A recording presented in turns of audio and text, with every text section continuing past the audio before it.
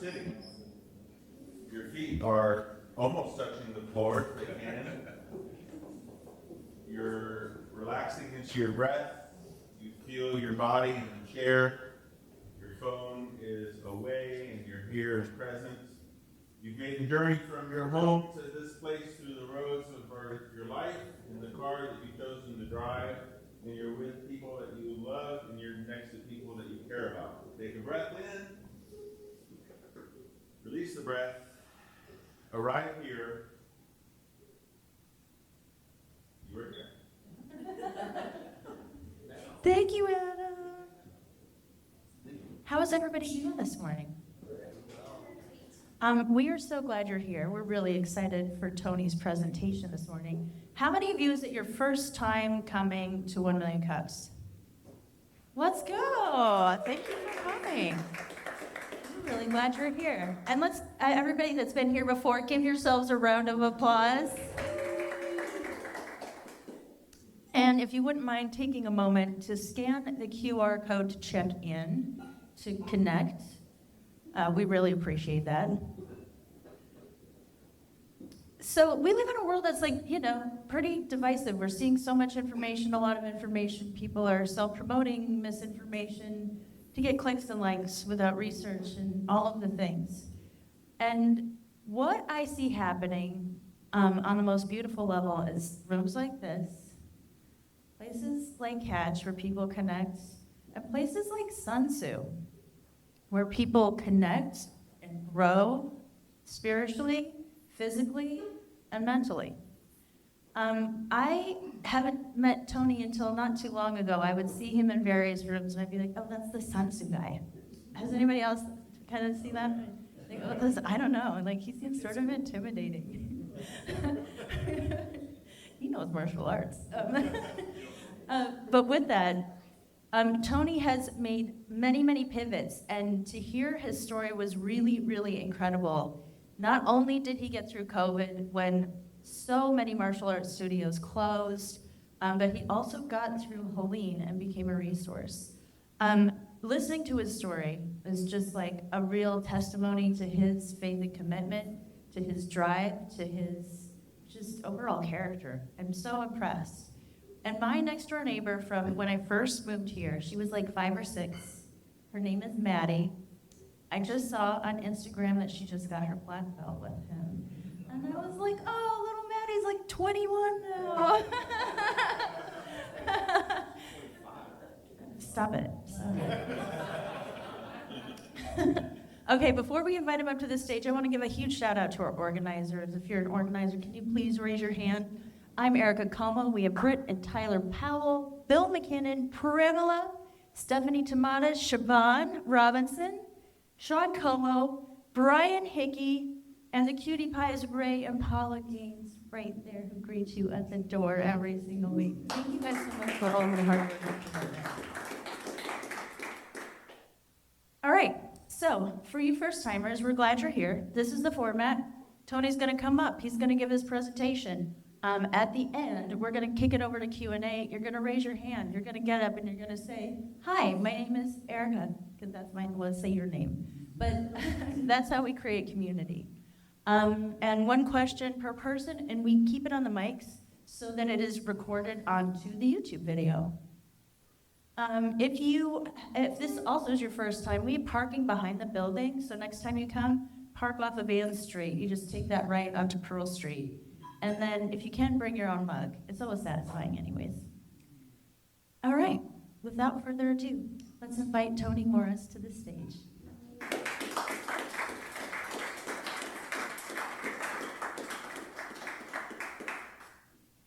Okay, good morning. Did you guys hear me? Yeah. All right. Oops.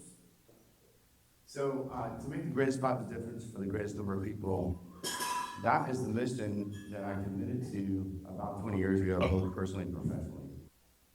And it's actually the mission statement that I wrote with a felt tip pen on a napkin about 2 months before I opened the doors to what's now Asheville, Sun Soo. But in order for that to make some sense, I want to give you some context. So my parents, before I show you the next slide, my parents were each in their respective families, they came from really uneducated, simple families. My dad's parents, for example, one of them finished the 3rd grade and the other finished the 6th grade. So they came from really meager means. And it became really important to both of them to go to college. But they didn't do that. They didn't start until I was 3. So as a little kid, I grew up in this house that was like full of stress and money was really tight. And they were never home because they were working full time and going to school full time. So I was just this little kid at home all the time. And we kept living in one not very pleasant place after another. And when I got to be about 8 years old, I started being picked on. And it didn't make any sense to me because I was a really nice kid. In fact, that's me at 10 on the left. So that was my school picture. And look at me in my pink button-down shirt and my silk scarf because I was a fan of the Monkees. And I wanted to be like Davy Jones. And what's not shown in that photograph is that shirt also had cufflinks. I had about 10 pairs of cufflinks, and I dressed like that every day. As a kid, I don't do that anymore. But I started, and I kind of froze because I was conflict avoidant because there was so much stress in my house already. But I didn't have to handle it because we would move to the next crappy place. But there'd be another bully. It was amazing. Life does that for you. And the bullies kept getting bigger and bigger. And finally, by the time I was 10, which I am in this picture, we stopped moving. And by this point, the bully in that neighborhood was really big. 13 and a half, I was 10. 3.5 years at that point in life is huge. This guy had muscles and hair growing from places that I didn't know you could grow hair from, And he was terrorizing the whole neighborhood, and the adult bus driver was afraid of this kid. My best friend at the time saw what was going on. He said, "Hey, you want to come take karate classes with me and my whole family?" And I just thought that was awesome. I went home and I was, so happy to tell my parents that I had this invitation. My dad said, "We can't afford it." And I didn't know he was going to do this, but he came back the next day and he told me that he talked to his parents, and his dad, whom I hadn't yet met, said he'd pay for my whole first year. And I get choked up about it even today because think about that. This man who hadn't met his son's friend decided he was going to pay for a whole year or something. Like, this is the nicest thing. Anyway, I was super incentivized, so I trained really hard.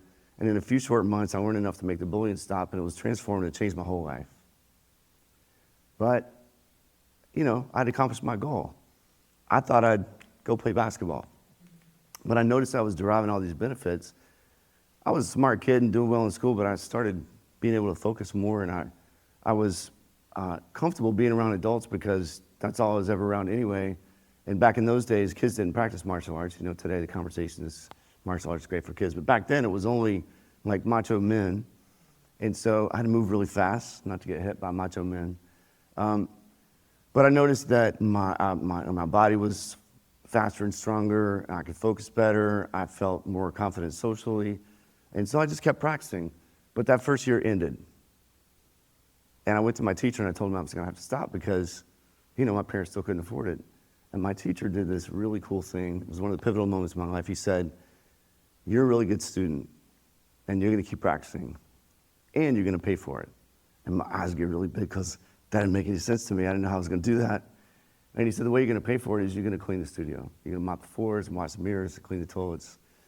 And I said, "Yes, sir," because I revered him. I believed in him so much.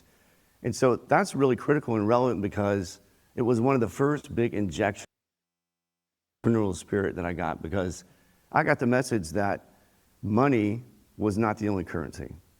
I could pay with my energy and my intention and my commitment, that sort of thing. So it was awesome. I went on to buy a lawnmower and cut grass and babysit and rake leaves and clean gutters and all this stuff.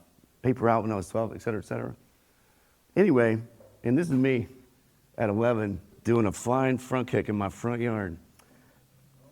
So fast forward to, I ended up getting a chemistry degree. I was going to go to med school, and I was able to have an internship with a doctor, and I didn't like what I saw after about a month of that. You can't do that anymore with HIPAA, but I was able to do that.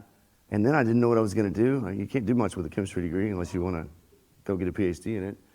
So I decided to marry my science inclinations and my artistic inclinations and go to architecture school. So I went to grad school in architecture. And these are some of the architecture projects that I did. those are my drawings as well, the designs and drawings. And I won lots of awards and ended up the last 5 years of that 20-year career being a part owner of a large A&E firm. And by the standards of that profession, I was operating at the upper echelon of that profession. I was an owner and, having a great experience. We had a 30-person firm. But man, I was working all the time, like all the time. And I had my son here, and man, I love my son. And some of you in the room have met my son. He's a really cool guy. He'll be 29 in a couple months. And I realized that I wasn't seeing him nearly as much as I wanted to. And then I had this realization that was really startling, and it was that my dad was gone all the time. And then I was beginning to do the same thing. And I really didn't want to have that life. And I couldn't figure out how to stop the train called the architecture profession. Like, I was this little speck in that big sea of that profession. I wasn't going to change the profession. I remember being up at 3 o'clock in the morning and asking myself, I actually looked in the mirror trying to stay awake, getting a presentation ready for a client that was going to come in at 8. Everybody else had gone home. And I'm splashing water in my face in the mirror, and I looked in the mirror and I said, hey, what's going to be different 10 years from now? And I really kind of tried to come up with a great answer. And then I said to myself in the mirror, nothing. And I realized in that moment that I needed to get out. So I sold the shares of my architecture firm, the building, and I still needed to support this family. I had 7 people living in the house at the time. We had some relatives living with us. And so that centerpiece, you see that composite Arnold Palmer? I'm a portrait artist also. So I made a living for a year and a half as a commissioned portrait artist. And being selected to do that commission gave me a lot of credibility, and it set into motion a bunch of commissions locally, and I was able to make a really good living. But anybody seen The Shining? Raise your hand if you've seen the movie The Shining with Jack Nicholson. Yeah, so he was an author, and he got up in a castle, and he was by himself all the time, and he went crazy. That was becoming me. I was by myself all the time, and I really love people. And so that didn't work. But simultaneous to me practicing architecture, and I told you that I kept practicing martial arts, I never stopped. So I took over, I was part of an organization that I practiced with for almost 30 years, this picture on the left. And a friend of mine in that organization was a software engineer, and he said, hey, I'm moving to Texas, and I got 6 students that I'm teaching in this rec center. Will you come teach them? And I'd done some substitute teaching, and I said, sure. And so I took these little 6 students. At the end of the first month, I had 22. At the end of the first year, I had 85. And I guess I know how to enroll people. And so that's me a little younger. And so I moved from Raleigh to Asheville for this clean start. And I started in this itty-bitty little space in West Asheville that had 1,300 square feet. And by comparison, by the way, we have 12,500 square feet right now, and I'll tell you more about that in a minute. But this was our little 1,300 square foot original space. And over there on the left, those are 2 of my earliest students, and we even had different color belts in. And I started as a Sun Yi's Academy, and Sun Yi is a person. So Grandmaster Chase Sun Yi is a Korean grandmaster who's really amazing, and he's in Topeka, Kansas, and I practiced in his system for decades. And when I moved to Asheville, I opened as one of those academies. And I operated under that name for about a year and a half. But because of some politics and some business practices that exist in that system, the details of which are inappropriate for me to go into, but I can tell you that it was against my principles. And I take my role really seriously, and so I wasn't going to subject my students to something I didn't believe in. So I needed to leave that system. But here was the problem. I'd put lots of energy into that name. The public understood that name. And so I didn't want to throw away all that branding that we'd invested in that time, right? Like the first year and a half, that was hard. I had a couple of Korean students at the time, and I went to the parents of them, and I explained the dilemma, and I said, hey, can you help me come up with a name that is similar to our current name, but different, that means something that can somehow relate to what we're doing? That was a very general, vague set of criteria, right? Yeah. And so after looking at hundreds of different terms, the one that I chose was Sun Soo, which the correct pronunciation in Korean is Sun Soo, but Sun Soo means pure, or pure spirit. And I was like, I can get behind that. And I figured it would go with the public because I figured the average person in the public would say, well, I know it's Sun something. And so, so we changed the name to Asheville Sun Soo about a year and a half into it. And I went and found a new teacher. And this is Grandmaster Sukjun Kim. And Sukjun Kim, I could give you like a 30-minute history lesson, but here's the 30-second version. Heard of Michael Jordan? Raise your hand. Heard of Michael Jordan? Okay. So Sukjun Kim is in the traditional Taekwondo world like Michael Jordan in the basketball world. Like he's a real superstar. And he was a direct student of the man who codified traditional Taekwondo in 1955. Like he was a direct student of General Choi. And now I'm a student of his. So my students get to practice in a lineage that's about as close to the sources you can get these days. But he's awesome. He's funny. He's super well educated. He's super kind, super committed to people becoming their best self. And so like it felt like a great match to me. And we've had a happy marriage ever since. And these are just a couple of images of him at a testing, upper left, and teaching seminar at my school on the right, and then the lower left, some of the other upper ranks that I get to associate with. And we started, in that little 1,300 square foot space. I had 0 students. By the end of the first year, we had about 80, and we were fortunate enough to be able to move into the adjacent tenant space because that was a business that wasn't doing well. And so we expanded to like 2,800 square feet. And then by the end of like year 3, we had about 200 students, and we didn't have room where we were then. So we moved down the street to Kmart Plaza in West Asheville, tired old property. Had a great lease because it was a tired old property. And we were able to grow there. We moved in 5,000 square feet there and existed that way until about 2015, 16, somewhere in there. And then the Goodwill next door moved out, and we were able to expand from 5,000 to 10,000 square feet, but there was a clause in the lease. So all you entrepreneurs in here, read your lease carefully, because this is what the fine print said. It said, hey, it didn't start with hey, but I'm paraphrasing. It said, hey, at any point, we might sell this property. And if we do, we'll let you know. But, we only have to give you 6 months notice. And anybody that knows anything about real estate, like 6 months is like 2 days, right? And we had, think about it, we had 10,000 square feet of stuff going on. And by that point, we had, we grew to 700 families by 2017. And so we got really, really short notice back in 2018 that they'd sold the property, which you can see that Ingalls bought it and they're still sitting on it, right? But we had to get out. We only had 11 months, like more than 6 months. We had 11 months to find a new property, look at 50 different properties. So we're currently in the River Ridge Shopping Center. It was the only place in town either to rent or purchase that would meet all the criteria that we needed. And so we moved in there. I'm gonna back up just a second. The way we've grown all this time, we started out as just a martial arts school. I noticed when I was still practicing architecture and teaching martial arts on the side, that the time that I was the happiest was when I saw people making progress. And people feel really good about themselves when they're making progress. And if the progress can be measured, it's even more validating, right? Because, there's evidence that you're making progress.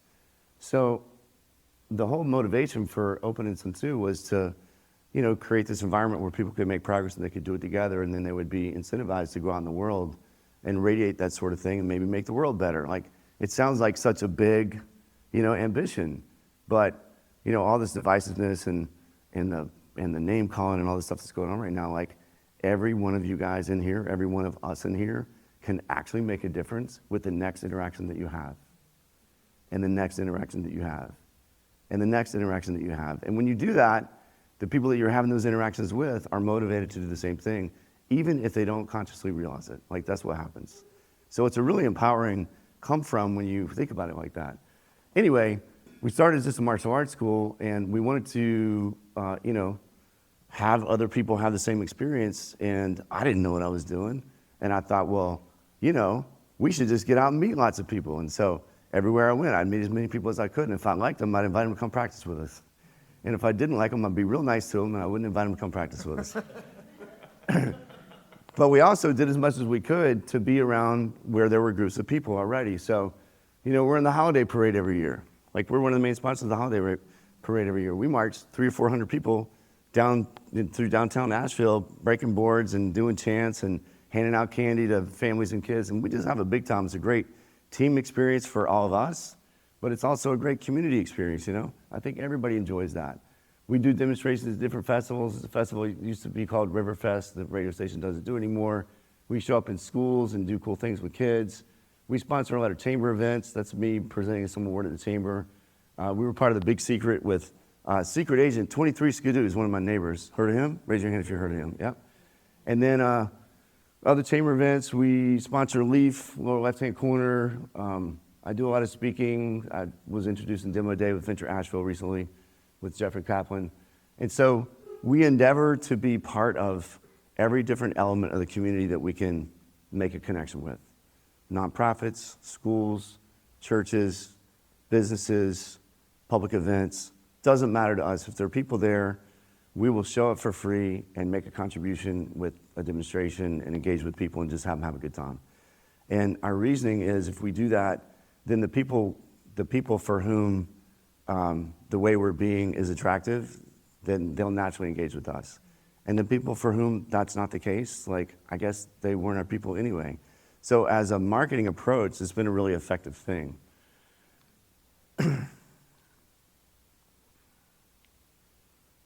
So this is us today. Core values of courtesy, integrity, perseverance, self-control, and indomitable spirit at the heart of everything that they do. This dojang offers a martial arts practice that is healthy on all levels. With the belief that everyone can be beautiful, powerful, and intelligent, and a mission to make the greatest positive difference for the greatest number of people, come with us to Asheville, North Carolina as we meet Asheville Sun Soo Martial Arts. Asheville Sun Soo Martial Arts is an award-winning martial arts school. Been voted #1 for 16 years straight in the local authority. So we're a martial arts school operating at a really high level. On the surface, what's more accurate is that below the surface, we're a self-development center. One of the things that makes us unique in the martial arts community is the shaping of a person's identity as a martial artist. And for us, a martial artist is a person who is intelligent, who notices things, who's a contributor, not a taker, who spends energy and effort looking for ways to actively make things better because they're there. A person who is going to continually seek to develop and gain excellence. And we believe that if you take one part of your life and you move it towards excellence, everything else follows. Asheville Sun Soo's mission is to make the greatest positive difference for the greatest number of people, supported by heavy emphasis on self-development inside the dojang and extensive community engagement outside the dojang. Through various schools, nonprofits, businesses, and civic organizations, Asheville Sun Soo is making a difference throughout the entire community. So we start students as young as 3. And we have a lot of adults here. The oldest of these teams that we have many different class types among our over 40 classes a week. One class type that we have is our Mighty Tigers, Mighty Lions, which serves preschool age kids. Working on basic physical fundamentals like balance and coordination and timing. The next little class that we have are kids classes that basically serve elementary school age kids around 6 to 10-ish. That's further subdivided into skill strata, beginner kids, intermediate kids, advanced kids. Then we have a teen class, and then we have adult family classes where our teens also practice the majority of the classes and all our adults in school practice. And then on top of that, we have several advanced classes. We have a master's class, which is a small black belt class. And we have some classes for color belts that are on the black belt track, aspiring to enter the black belt ranks one day, where they learn advanced skills. We also have a separate jiu-jitsu program. I've been practicing traditional Taekwondo at Asheville Sun Soo for a little bit over a year, and I've noticed positive impact on so many levels. It's crazy. One, as a parent, I'm seeing my kids being more organized, more focused. The moments that I felt most inspired, and I got really excited, was when I saw right in front of me human beings making progress. When people are making progress, they get excited. And human progress is beautiful. We have an amazing combination of attributes here. It's an intelligent place. The people that teach are really professional. We've got this really big school, big facility, and lots of classes and a huge student base. We have high technical standards while accepting a really wide variety of people. And everybody that practices here and stays develops, and everyone is available to them. That combination is what makes Asheville Sun Soo the world's greatest.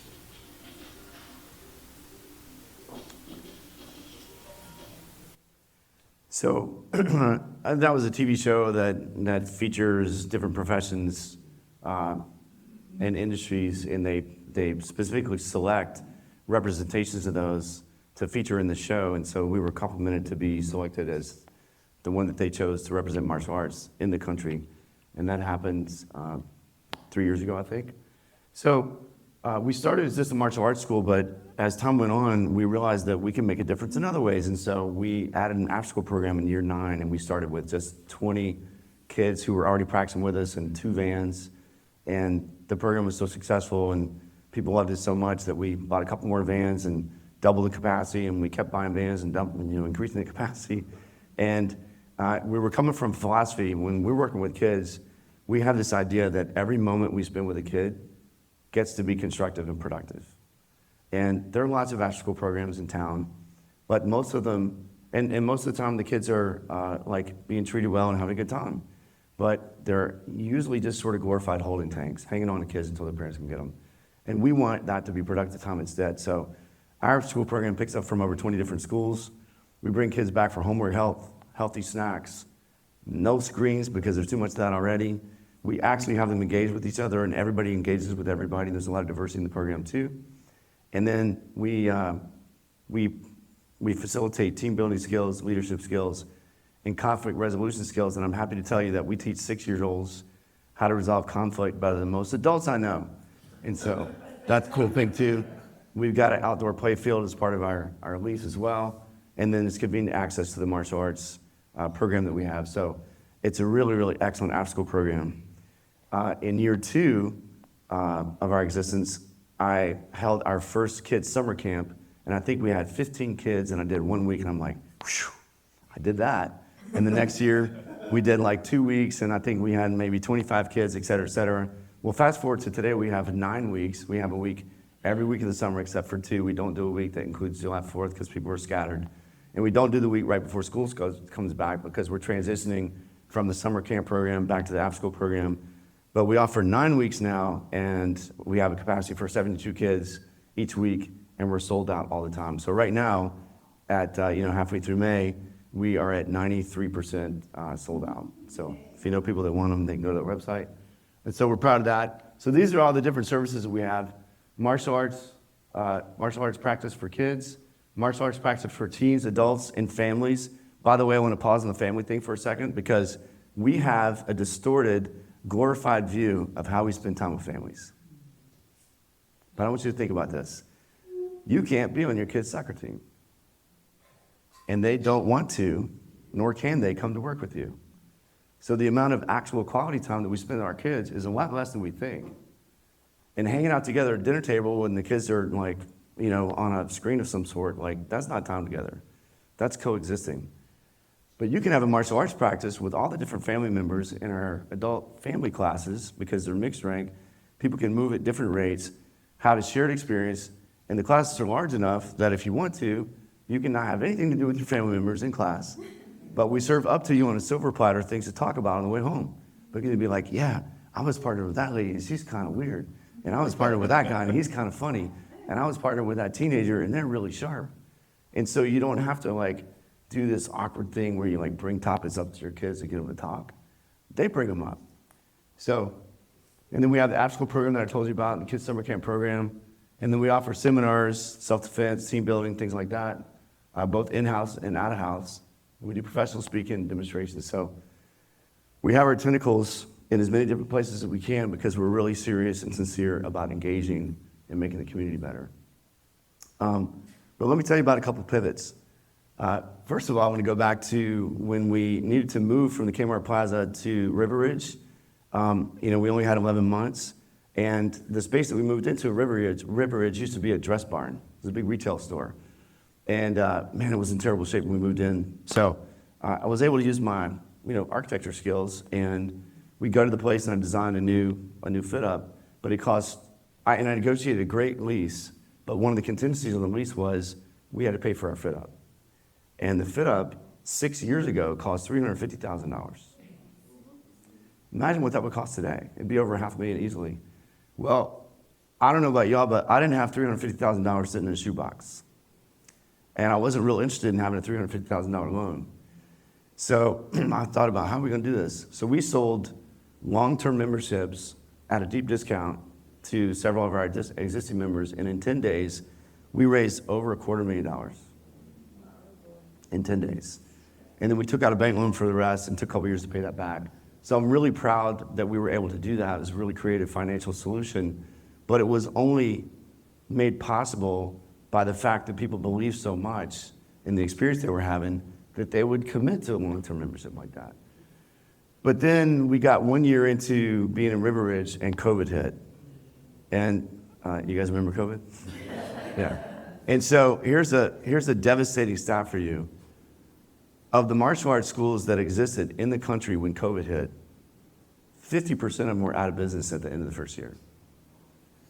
We were not, but we were not only by virtue of two big things. One is we started teaching Zoom classes. That's me standing like a monkey in front of a camera. We started teaching Zoom classes on day 3.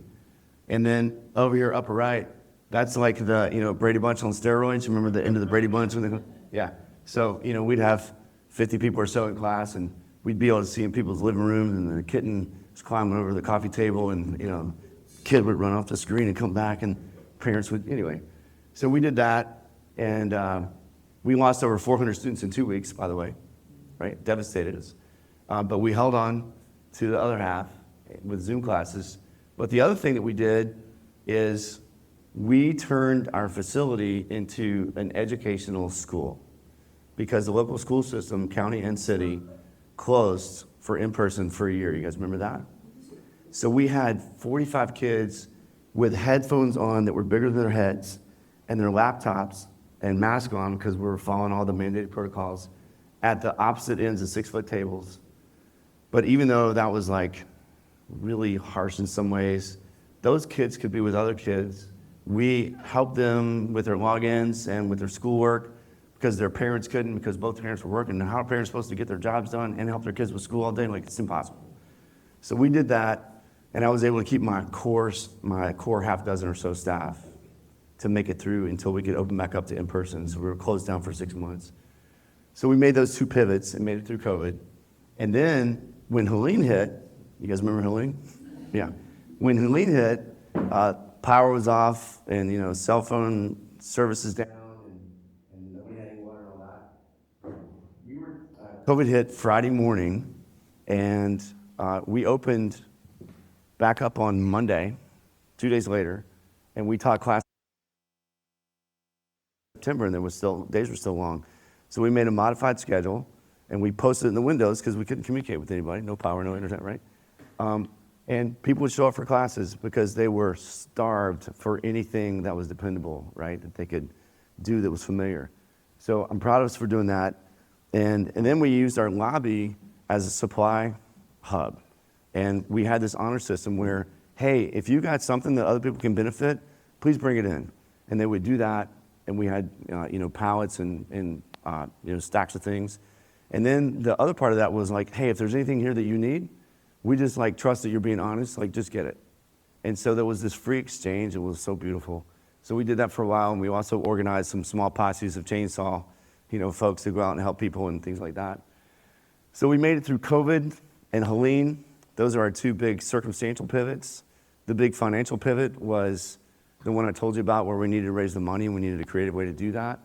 So we've gotten pretty adept at adjusting to what needs to happen while staying committed to our mission.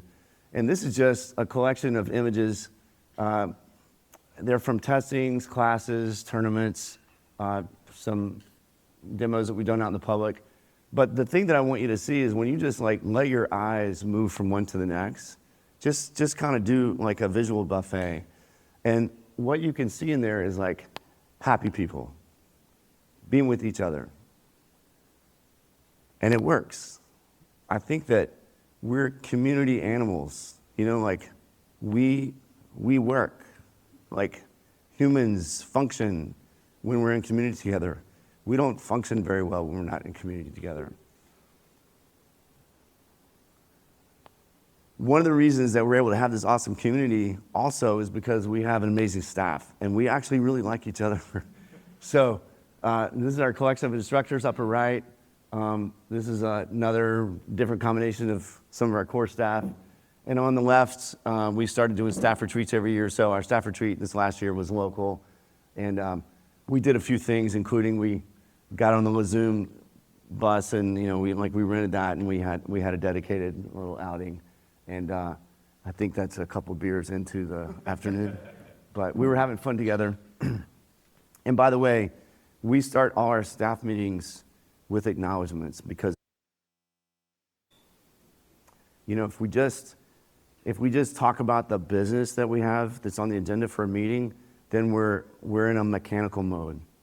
But in order for the business items that we need to execute to have some heart and have some intention behind them, we got to set context. And so we start every meeting by acknowledging each other. We usually have a random name generator, and so we randomly assign ourselves to each other.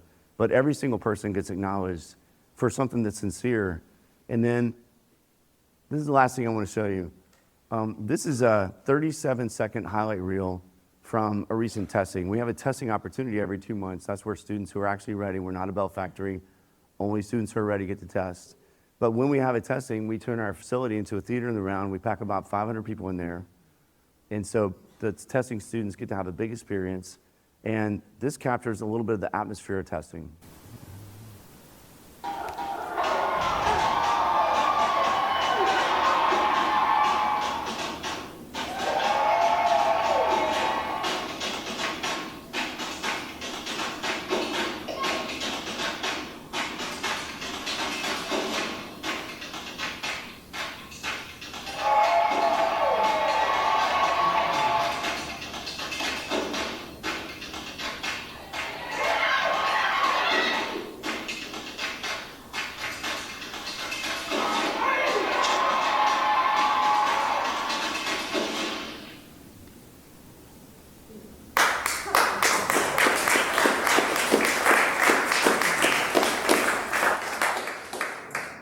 So I'm almost at the end.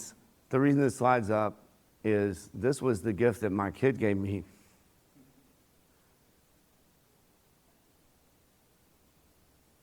For Father's Day last year. And you saw earlier, this was me holding him as a little baby and kissing his head. You know how babies' heads smell, right? It's really sweet. And when he was young like that, I was dealing with this realization, like I shared with you earlier, that I had started to relive this thing that wasn't pleasant for me on the other end, where my dad was gone all the time and I didn't want to be that. And so I made this commitment when he was really young that I was going to somehow figure out how to break out of that. And I did. And he was able to grow up in the school. I started Asheville Sun Soo when he was starting 4th grade. And although I still worked a lot, he was able to be part of that process with me. And when he tested for his 4th degree black belt as a senior in high school, at which time, by the way, he had done about 3,000 classes. And he read this essay to the public. And one of the things he said in his essay is that, so I've been divorced and remarried, and that was a tough experience for both of us. And he talked about that and, what it was like for him to have his mom experience. And he said I realized that my dad gave me a really big mom. And the really big mom is Asheville Sun Soo.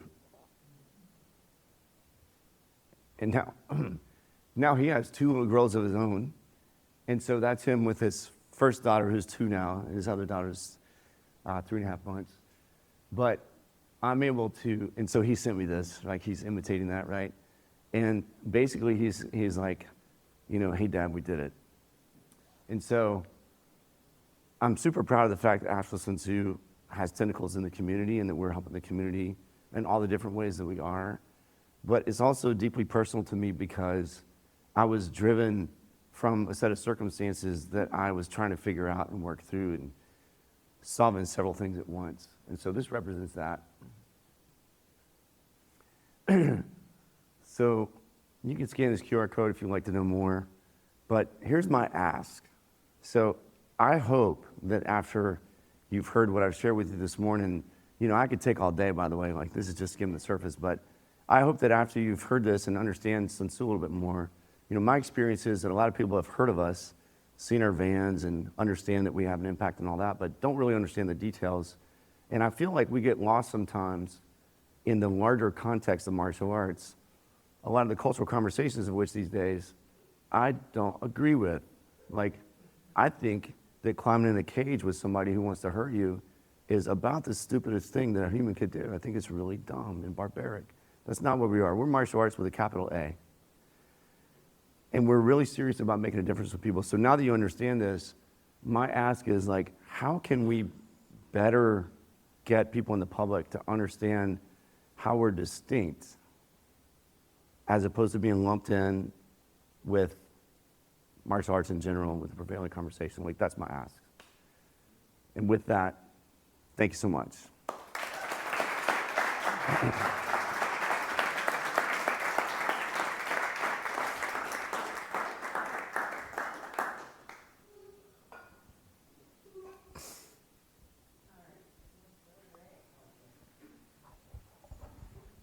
Hi, Tony. My name is Ray. Marvelous presentation. Thank you, Ray. And so my question's coming back from your last statement. A prospective student or perhaps a new student comes up and says, Sensei, I'm having some inner turmoil here. When we spar, we're actually kind of beating people up. When we train our katas, we're learning how to hurt people. So currently, what do you say to those students so they can get fully engaged and absorb this and be the best that they can? Sure. I really appreciate the question. I don't know if you guys understood all that he was saying, but the first part of his question was, when people spar, so that's spontaneous engagement, exchanging techniques, that oftentimes at a lot of places is very combative. But it doesn't have to be combative. Actually, the most skilled sparrers are able to be one with.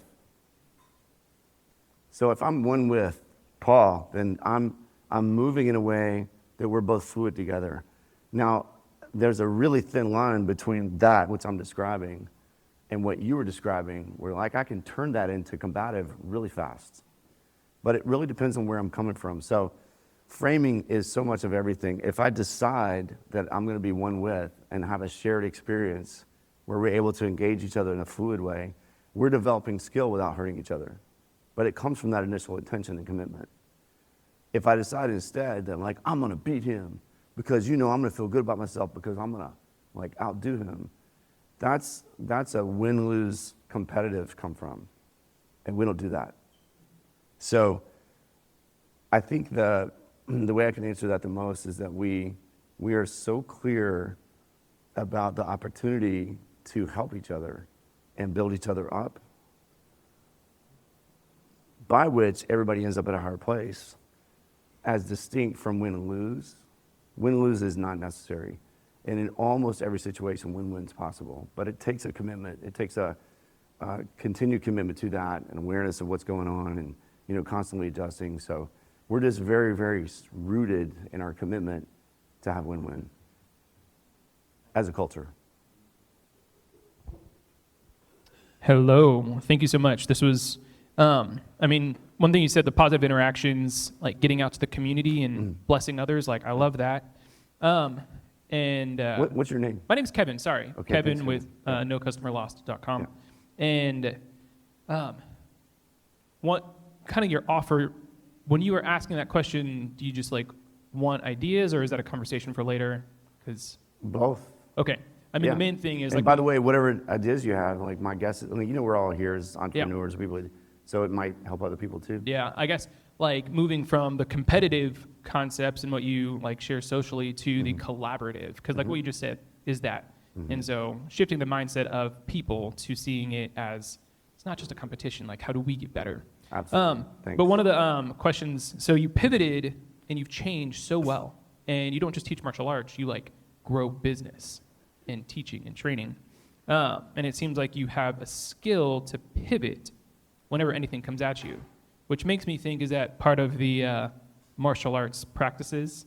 So what are one or two martial arts principles that you'd apply to business growth or for founders starting off? That's a great question. I really appreciate you asking it. So I think that real martial artists are great resource managers. And so even if you just think of a self-defense scenario, you know, if you're under attack, what's available to you, it's up to you whether you do it or not, but what's available to you is to recognize what the circumstances are, you know, what are the threatening forces, and then in response to that, what resources do you have available, and then how can you best use those resources to handle that situation. That's a really intelligent process, right? So I think at the heart of being a martial artist is having a collection of those things and putting those things in operation at all times, not just in the conventional, I'm going to defend myself physically, but, you know, how do I engage with life with all these different factors coming at us all the time, which can feel chaotic. You know, how can I do that in such a way that I add some organization to that? And then if I come from a place of collaboration, like you so eloquently put, then I can do that in a way that everybody benefits. I don't have to do that in a way that somebody wins and somebody loses. So I think it just goes back to having a commitment as a martial artist to be collaborative and end up with the best solution that's in everybody's favor.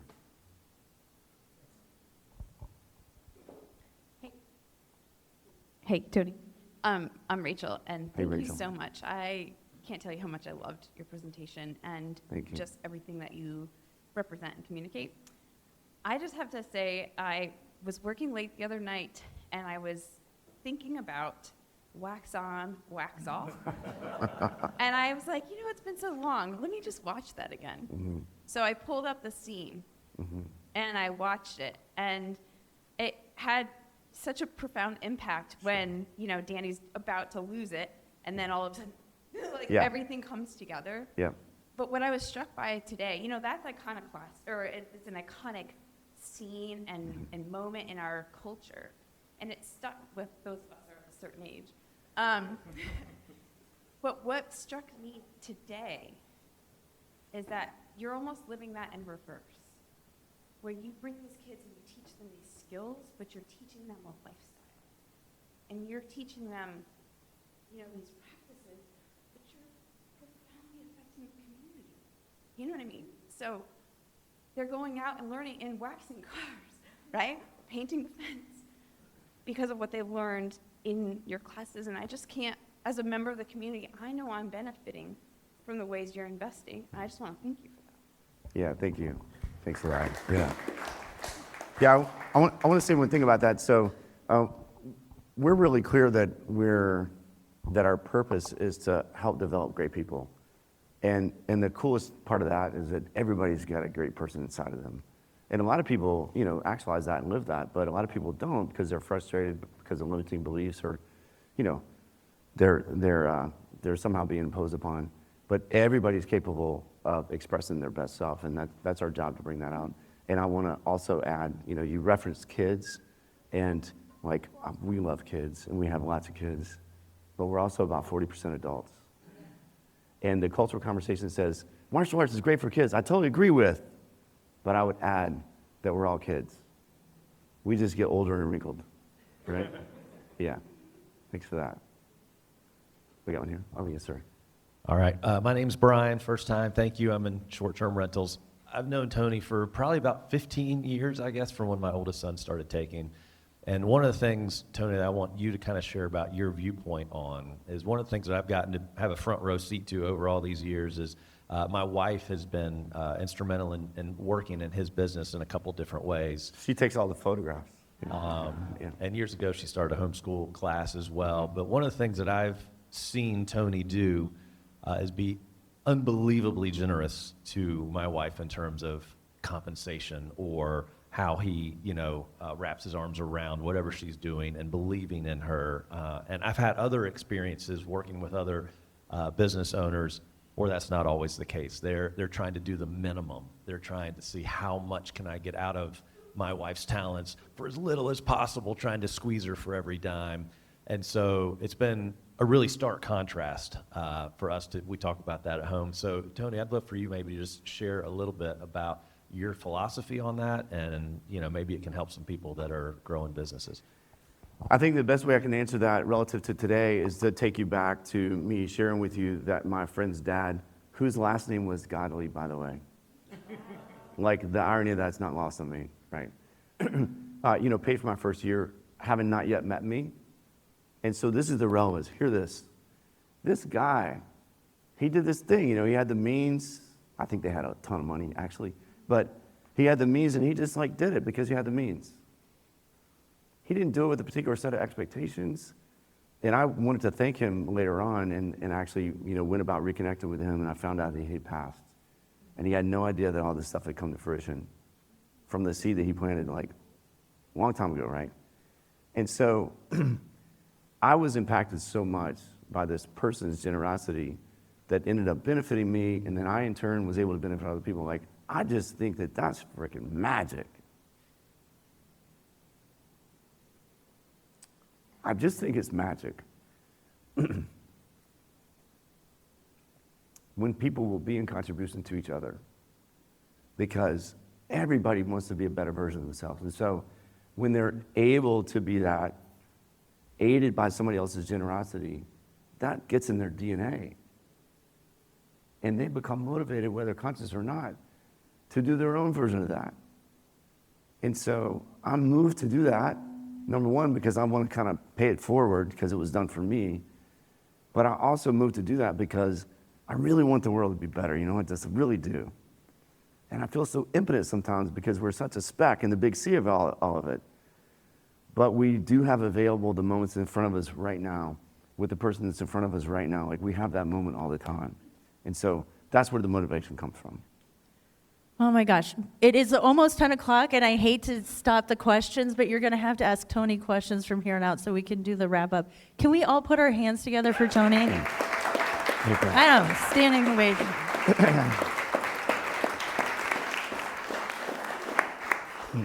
Okay, who's going to walk out of this room inspired? Let's go. Let's go. Thank you, Tony. That was incredible. Bum, ba, bum. I know, we're all tearing up. That's so cool. I want to give a huge shout out to our event sponsors, Charlie and Troy Ball, who generously donate the space each week, Hatch Co-working, Mountain BizWorks, the Pisca Fund, NC Idea, Patrick with EOS Entrepreneurial Systems, the Hatch Foundation, Baird, the Brookshire Garside Group, ERC Broadband, Brick Creative, Dynamite Coffee Roasting Company, Broadbeam, Live Media, Western Carolina University, and SCORE. Coming up next week, we have Rachel Boakley, who might be sitting right there, founder of the Wellbeing Project. So we're going to be tapping more into that whole anxiety culture and how to not be a part of it through connection. The Digital Nomads Leadership on Tap is happening here on May 20th at 6. What day is it? How are we? Stop it, you guys. What is happening? It's today? Oh, okay. So it's getting postponed. Adam with a good hair. I actually have a message from Jay Mixter. He says this, next Tuesday evening here at Hatch is the pitch party. He wanted me to convey that message. Okay, so good. I'm doing that right now. Excellent. So ignore Leadership on Tap. Tune into that's happening right here, and show up with it's a 1-minute pitch, so it's not a huge pressure situation. It's fun. Come pitch an idea. Come just get up for a second and give your shot at pitching any idea. It's a really collaborative, beautiful room. Like we say, 1 million cups is each week. We're not a Shark Tank. We are the Dolphin Tank. So, yeah. Classy Cocktails at the Hound is happening tomorrow night with Digital Nomads, and then Manifesting Self is happening next Thursday right here, and led by Adam with a good hair. All right, if you'd like to sponsor, come see me afterwards, and if you'd like to present, we'd love to have you present. We're getting booked up through July, so thank you so much for coming. Have a fabulous day. go plant that seed of inspiration and generosity and just attention to someone in your community today. Thank you for coming.